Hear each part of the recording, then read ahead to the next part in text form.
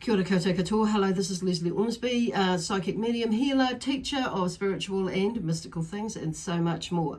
So part of that so much more is I do these astrological reads and forecasts for each sign, and like monthly and weekly. So this is the weekly one for the beginning of June, the first week of June, and today is the 2nd of June, and on Wednesdays you will be able to see your weekly forecasts up on my YouTube channel on Wednesdays, Sagittarius. So so like I say, this is for Sagittarius for the first week of June, from the 2nd of June through to the 8th or the 9th of June, although they're not technically date stamped. I don't like to date stamp them because you could be watching this video in about 6 months' time, and it might make just as much sense to you then as it does now, or make more sense to you than what it does now, when I've, from the day that I for the week that I've actually intentionally recorded it for. So anyway, so welcome, and I'd just like to take this opportunity to encourage you to subscribe to my YouTube channel and give me a thumbs up or a like if you're watching it on Facebook. If you've come across it in there, leave a comment. It all just helps to grow my channel and on my Facebook page. So so super thanks once again. Let me see. Now, I just want to remind everybody that these are, something's distracting me. So you might have something or someone distracting you in your life. So I just want to remind everybody that these are general reads that come through, or forecasts. So it may or may not resonate with you. So if it does, wonderful. If it doesn't, then it doesn't. Okay. So, but on saying that, it might be that you need to check out, it might be good for you to check out what your other signs are that could actually help you to bring this more to the fore and give you more of an understanding. And if it doesn't, it's because it is a forecast, so it may not be playing out for you at this moment. It could be like later in the week or the beginning of the following week, even though it's, I've mentioned that these are for the first week of June. Okay, so it's not in, steadfast in concrete or anything like that.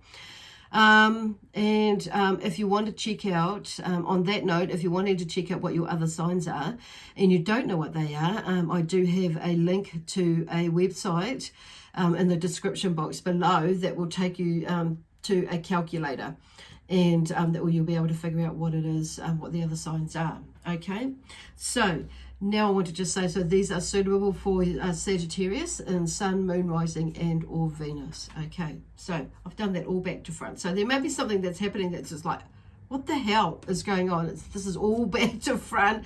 It's like WTF. And I just wanted to say, but I've been held back because normally I will just say it. So there's somebody, there's something going on. It's like maybe you're holding back on, you're feeling like you need to hold back on what you normally would like to say, or what you would normally say. And it could be there's like a variety of reasons, and I just feel like it could be that you're in a different company, you're the company that you're within, and it could be that you're like working on yourself and your gestures and your energy with this month, which is what the Sagittarius, this full moon, is bringing up, because that's what I was going to mention too, is like the full moon is coming up on Friday, Saturday. So now I say Friday, Saturday, depending on which part of the world that you are in. So I am in New Zealand. So for us, it's, more likely going to be on the 6th of June, and at 7 a.m. is when it's at its peak. So, and it is an eclipse as well. So,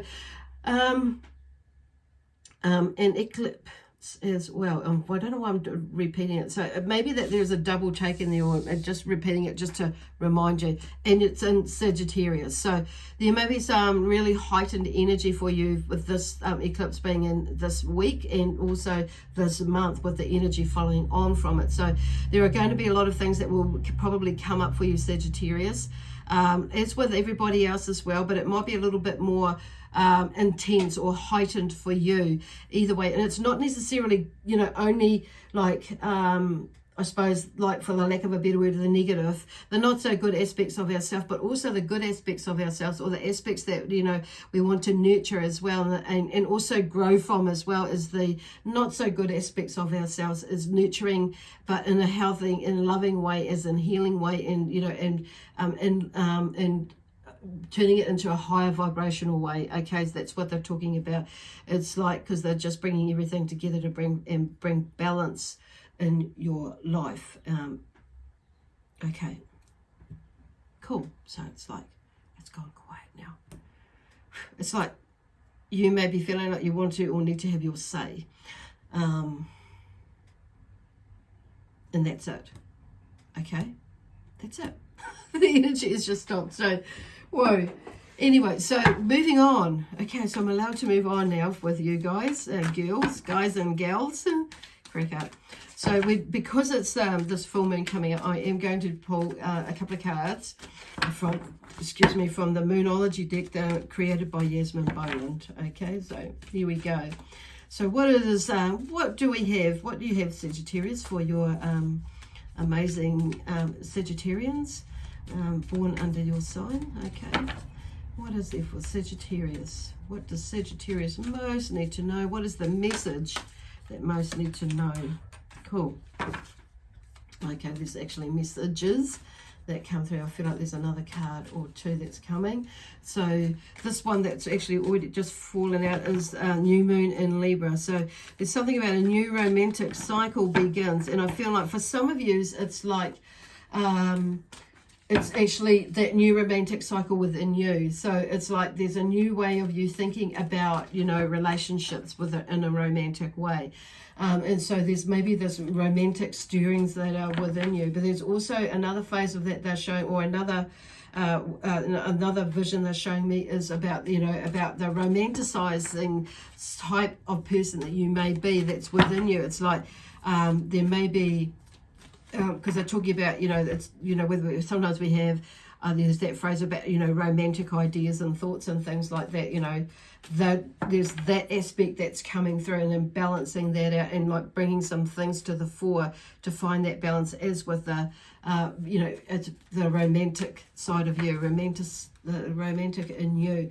So there's something about maybe a shift with some of you in the way that you see romance or relationships, that there may be a romantic side in you that's coming out, where you may have held off from within a relationship, or going into relationship, or like some of you may be single. So there's a shift in there, like maybe you're feeling more ready to move into a relationship. Okay, cool, awesome. So there's that sort of thing. So there's some sort of romanticism around you at the moment. So it's like, and I just like the energy is very flamboyant and very like uplifting, and but very, yeah, it's like it's just a really nice, like, I don't want to say airy fairy feeling, but light energy feeling around things. So it's like something, you must bring something into play, into play with this week and or this month. This energy is going to be around. So depending on where you are with it and what you are sussing out for yourself. So and then it's got there's a thing in the next card, and the thing is about what, okay, actually this is interesting, that there's a card, the waning moon here is what do you need to release. So, and it's like the spirit of throwing that, you know, back at you. What do you need to release? So this is about taking responsibility for and, you know, this, and self-discipline for you about what do you need to release to make things happen. What do you need to release for your will to change? What do you need to release for a romantic relationship to you know, to enter into one, or to, okay, for that, yeah, okay, for some of you it may be entering, releasing stuff within one, and some of you it might be actually to leave one. So there could be, for some of you, a three-party thing going on there, where it's like, is this serving me any purpose for my highest good, or, you know, whatever is going on there. So and And or what is it that I need to release about me that's holding me, you know, release that's why I'm, you know, for business, career, money, relationships, whatever it is with that. But it seems to be taking a romantic overtone, undertone, a tone, okay? they're going in there. Awesome. Or, oh, I'm hearing atonement as well. Okay, so then we have the Wheel of Fortune in the tarot deck here. There's the first one out. So there seems to be like there may be a change in the fortune. So, and it can be either a good change or a not so good change, but it depends on which part of the cycle that you are in. So for some of you, you know, it could be that you're in, you wear down the bottom here, there's the cycle, and you may be like crawling, making your way up around that way. Some of you may be like there and you're going up to that, but some of you may be, you know, there and you may be feeling like you're going down that way, or you're there and you're going there. But there is the cycle. They're talking about the cyclic, you know, action that, you know, that things, you know, think that, you know, oh, how does it go?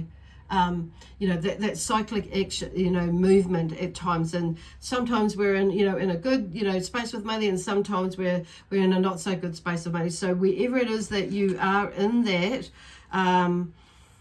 in this wheel of fortune, the cycle, know that things are going to change, that may change. And it doesn't necessarily mean like it's going to be, you know, the lottery win or anything like that. It could be that you get, you know, thinking outside of just the money side of things. It could be that you receive some money, or you have an unexpected bill that you might have to pay or something like that. But it's like, so they're just giving you a heads up. It's like, but there's something, or you might have been like going around and around and around quite quickly. But I feel like some of you, it is, okay, some of you, whatever it is, whatever stage you are, it's a good thing, is where I'm going with that. So it's a good thing, because it's a next move in your cycle that that you're, or a next step, or one part of the cycle that you're needing to go through to get whatever it is that you need to get. Okay, far out. Whoa.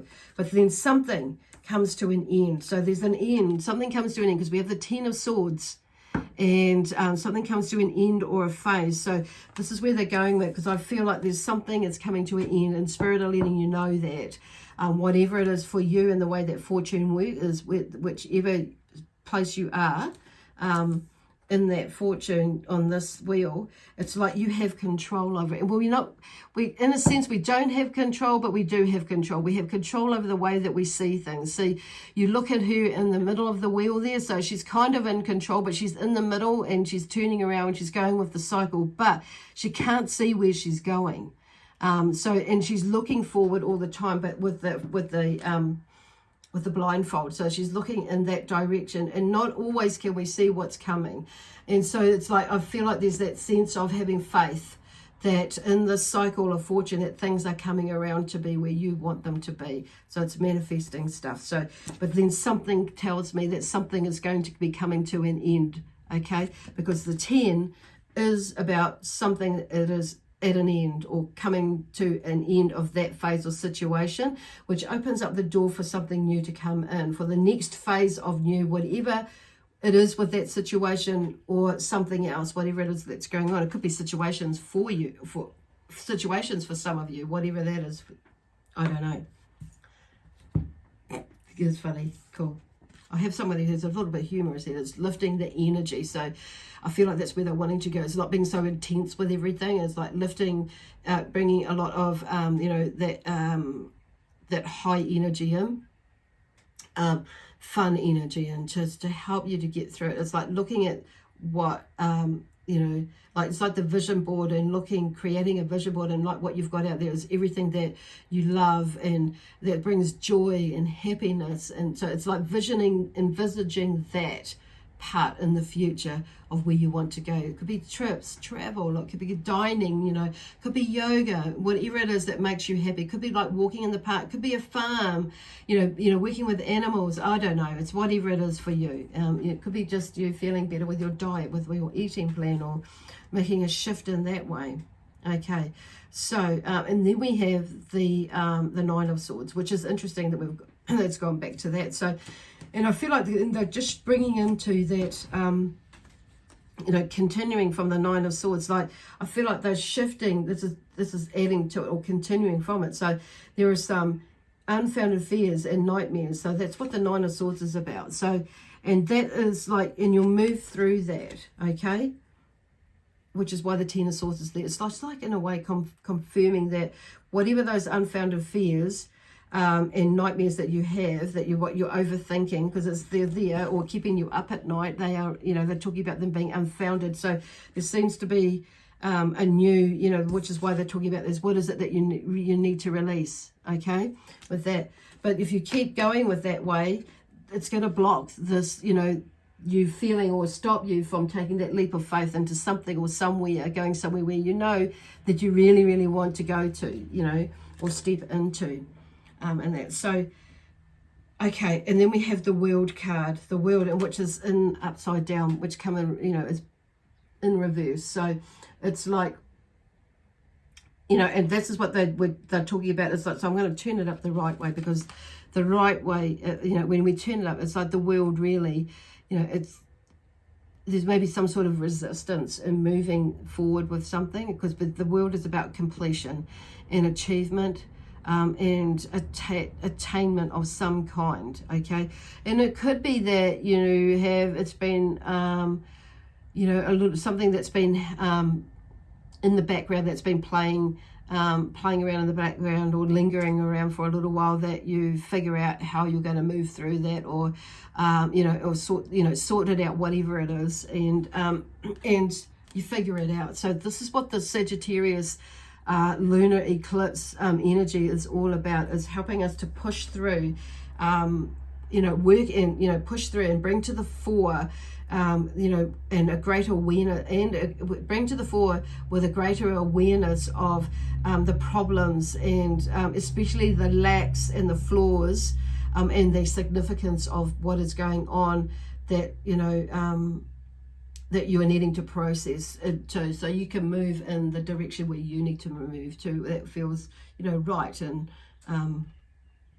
better for you, that's for your highest good, and therefore, so that's what I was talking about. So there may be something that has been lingering around, a lingering problem or a matter that can become very clear in this time. Okay, so you may be picking up on that right now as we're moving into the lunar eclipse, but also during that, in the weekend and after it. So this energy is going to be around for at least a month, and start to like wane away, depending on which phase we're in with our processing or your processing. So basically there is, you know, this is a time where this energy is going to move you, to, you know, to work on clearing up past patterns that have been holding us back from personal fulfillment. So and particularly those in those areas that are centered around attitudes, expressions, how we express ourselves, and our gestures, like about giving and receiving, that sort of thing, and, you know, being grateful and receptive and open to receiving and giving and that sort of thing. So it's making us to looking at that sort of thing as well. It could be that something that could be a thing for you, and our, you know, and how we study, how we learn. What are we learning? Are we learning? No, you know, all that sort of thing, and what we need to learn. So whether it be on an educational way or a personal way, whatever it means for you. And also our mobility, how do we move through life, and encompassing all that sort of thing is what I'm getting from that. But basically, this full moon is getting us to look at improving our well-being, you know, whether it be mentally, emotionally, physically, spiritually, soulfully, but the whole kit and caboodle, really. Some of it you may be obviously just, you know, there may be specific areas that, you know, that you'll be focusing on, but it will be, you know, something that opens up a door, or, you know, a spark opens up. There'll be the spark that opens up, you know, that it will fit into somewhere else in the all-encompassing parts of us. Far out. Anyway, so it's about, yeah, improving our well-being, that this energy is going to be getting us to look at, and self-discipline as well. So they may be taking you back to looking at that side of you. Cool. It's generally, you know, it's probably a good time to, you know, even though you're taking this leap of faith, and depending on what that is, it's like being mindful of impulsive, okay, with behaviors or impulse, making impulse, yeah, okay, some of these it might be about behaviors. So, but it's about not, because of this energy in this, in the romanticizing, because it can be quite emotional. We can get caught away with our emotions, whether it be romantically, or emotionally, mentally, emotionally feeling about stuff, and we can do things on impulse. So whatever it is that you may be wanting to make, or feeling that you want to make a big decision, whether it be a purchase, or something to do with a relationship, or going into business with something, or shelling out money, or making a decision which is quite big of some sort, basically. It's just being mindful that it's not an impulsive decision. Okay, so because what can happen is we can be misguided by our emotions at times, especially if it's something like an impulsive sort of an emotion or feeling that's about you. Okay, that's come up. It's like, well, I'm going to run with that, and it's like, whoa. So this energy, I guess what Spirit are trying to say is, like, even though you may feel like that, and it may be that you might feel that's a really good idea, and it's a good time just to take it all in, observe, and process it before jumping into action. So not all of it is about not so much not jumping into it, but it's like just observing, processing it before you take action. That's all. Not saying that you don't have to not to do it. And it may be that for some of you it's like looking at it and like taking action and maybe going into it, but tiptoeing into it, not fully committing for some reason they're talking about, and understanding what is going on. It's like, that's why they're talking about, is understanding what is going on. Phew. So, because then we have the world. Okay, so there seems to be some completion of a process is what I'm hearing with that. So you can move into this, whatever, this new beginning, or this new energy with a sense of that feeling that, yep, that's done, whatever that is for you, and how you're feeling about it, and spiritually, emotionally, mentally, physically, everything, soulfully. It's like you've done with something, or you've sorted something, and you're okay with it.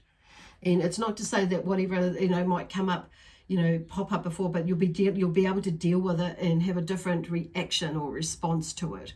And that's when we know when we've grown, when we don't respond to it in the way that we used to, So it's like with with anxiety, or with a fear or fright, it's like, oh, but it's like, and it might be just, oh yeah, okay, I get that. So it's, so Spirit will remind us in gentle ways. So there's something that, this energy will be bringing to the fore, or some things, to bring about a greater awareness of what is actually going on with our lacks and flaws, basically.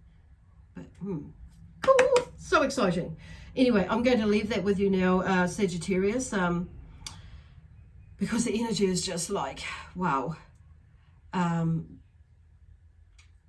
Very empowering, and it's quite still, but it's like, it's quite satisfying as well, satisfied.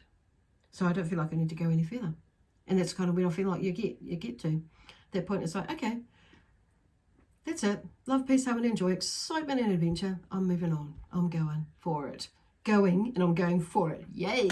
With a different energy, with a different being, with a different knowing, with a different whatever it is for you. Okay, awesome.